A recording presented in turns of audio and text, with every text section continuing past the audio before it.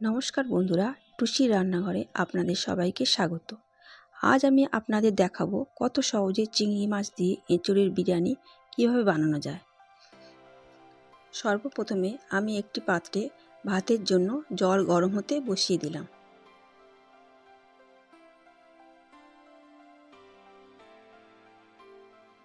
আমি এখানে একটা তেজপাতা, হাফ চামচ গোলমরিচ, 4টে এলাচ, 4-5টা লবঙ্গ, 2টি দারুচিনি একটি স্ট্যান্ডের মধ্যে নিয়ে সেটা গরম হতে দেওয়া জলে দিয়ে দিলাম।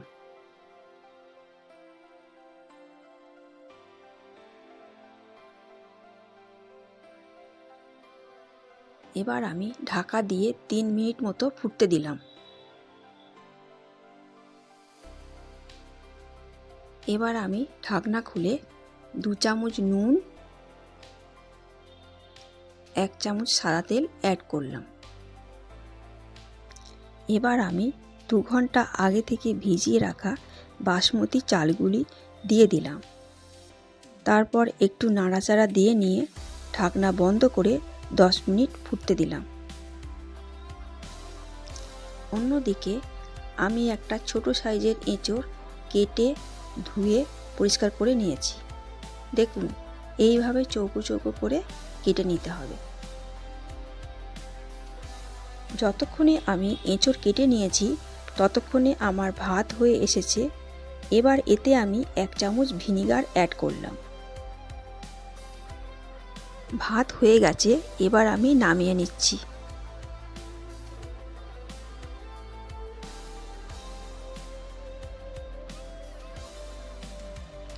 অন্যদিকে কড়াইয়ে 2 কাপ জল দিয়ে আমি এঁচোড়গুলি সেদ্ধ হতে দিলাম।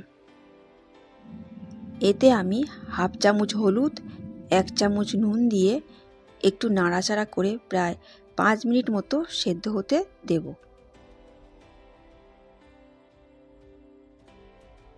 সেদ্ধ হয়ে গেছে, এবার আমি নামিয়ে নিচ্ছি। এবার কড়াই তেল গরম করে আগে থেকে নুন হলুদ মাখিয়ে রাখা আলুগুলি ভাজতে দিলাম। তারপর ঢাকনা বন্ধ করে ধিমে আঁচে আলুগুলি 5-7 মিনিট মতো ভেজে তুলে নিলাম।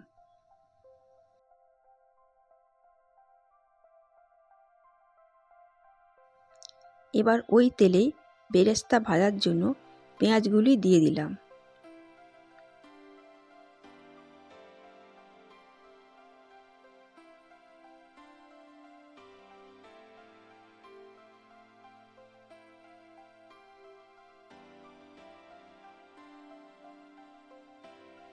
পাঁচ ছ মিনিট পর বেরেস্তাগুলি ভাজা ভাজা হয়ে গেছে, এবার নামিয়ে নিলাম।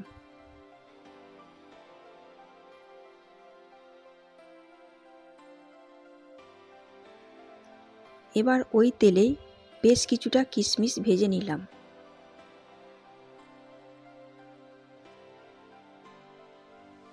কিশমিশগুলি তুলে নেওয়ার পর কড়াইয়ে সামান্য একটু তেল অ্যাড করে আমি নুন হলুদ মাখানো চিংড়ি মাছগুলি ছেড়ে দিলাম।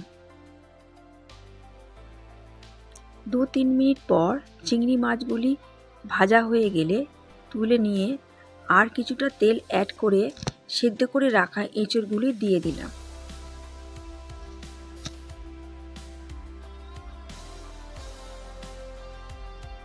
কিছুক্ষণ পর ভাজা ভাজা হয়ে গেলে নামিয়ে নিলাম। আবার কড়াইয়ে তেল গরম করে এতে তেজপাতা, শুকনো লঙ্কা, 4-5টা লবঙ্গ, একটা দারুচিনি, 3-4টে এলাচ, সামান্য গোটা জিরে দিয়ে ভালো করে নাড়াচাড়া করে তাতে পেঁয়াজ অ্যাড করলাম।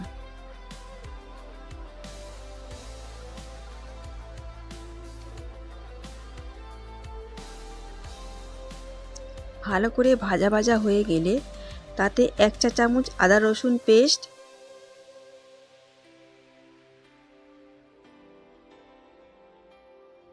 হাফ চা চামচ লঙ্কা পেস্ট দিয়ে ভালো করে নাড়াচাড়া করে নিলাম।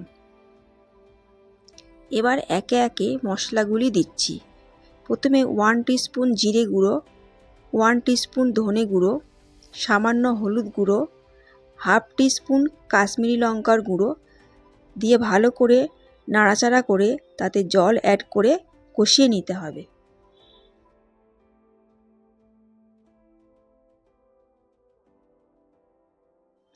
ভালোভাবে কষানো হলে এতে টমেটো পেস্ট দিয়ে দিলাম। এই পর্যায়ে আমি স্বাদমতো নুন ও সামান্য চিনি অ্যাড করেছি, যেটি স্কিপ হয়ে গেছে। তারপর কষা কষা হয়ে গেলে ভেজে রাখা এঁচড়গুলি অ্যাড করলাম।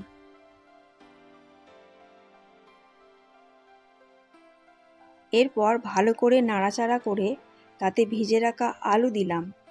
একটু নেড়েচেড়ে চিংড়ি মাছ দিয়ে ঢাকনা বন্ধ করে কিছুক্ষণ কষতে দিলাম।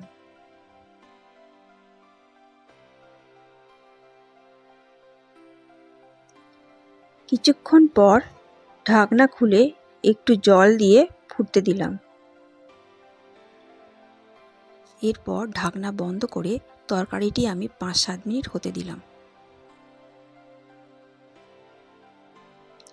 দেখুন, এঁচড়ের তরকারিটা একদম তৈরি।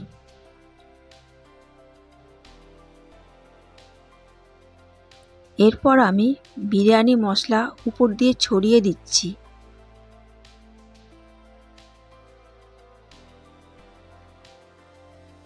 তারপর নাড়াচাড়া করে নিয়ে আমি তরকারিটা নামিয়ে নিলাম। অপরদিকে আমি একটি বাটিতে অল্প দুধ নিয়ে তাতে অল্প একটু কেশর ও চিনি দিয়ে আধা ঘন্টা ভিজিয়ে রেখেছিলাম। এখন তাতে 2 ফোঁটা মিষ্টি আতর, হাফ চামচ গোলাপ জল দিয়ে ভালো করে মিশিয়ে নিলাম। এরপর বিরিয়ানি বানানোর পাত্র একটু গরম করে নিয়ে তাতে একটু ঘি দিয়ে ব্রাশ করে নিয়ে ওতে প্রথমে অল্প এঁচড়ের তরকারি দিলাম।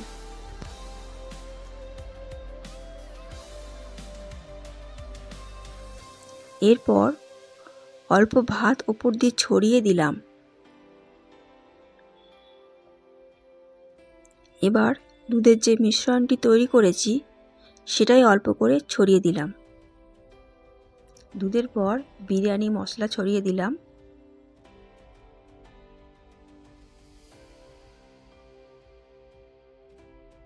পেঁয়াজ বেরেস্তা ও কিছুটা কিশমিশও ছড়িয়ে দিলাম।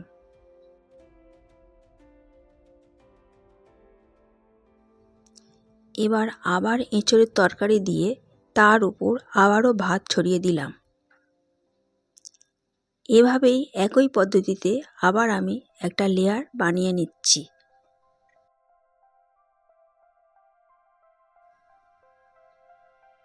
সবশেষে ওপর থেকে ঘি ছড়িয়ে দিয়ে ঢাকনা বন্ধ করে 15 মিনিটের জন্য ধিমে আঁচে দমে বসিয়ে দিলাম।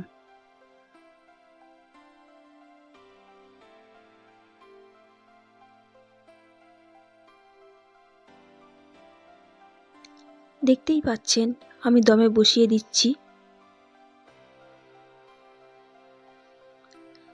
15 মিনিট পর আমি গ্যাস থেকে নামিয়ে আপনাদের দেখাচ্ছি যে বিরিয়ানিটা কত সুন্দর হয়েছে। দেখতেই পাচ্ছেন আপনারা যে বিরিয়ানিটা কতই লোভনীয় হয়েছে। আমি যেভাবে বানিয়েছি আপনারা ঠিক সেইভাবেই বাড়িতে অবশ্যই ট্রাই করে দেখবেন। আশা করছি আপনাদের রেসিপিটি ভালো লাগবে। ভালো লাগলে লাইক এবং সাবস্ক্রাইব করবেন। আমি আপনাদের বেড়ে দেখাচ্ছি। দেখুন কত সুন্দর হয়েছে বিরিয়ানিটি। যত সুন্দর দেখতে হয়েছে ততই দারুণ খেতে হয়েছে। তাহলে আজকের মতো বিদায় নিলাম। দেখা হবে পরের ভিডিওতে।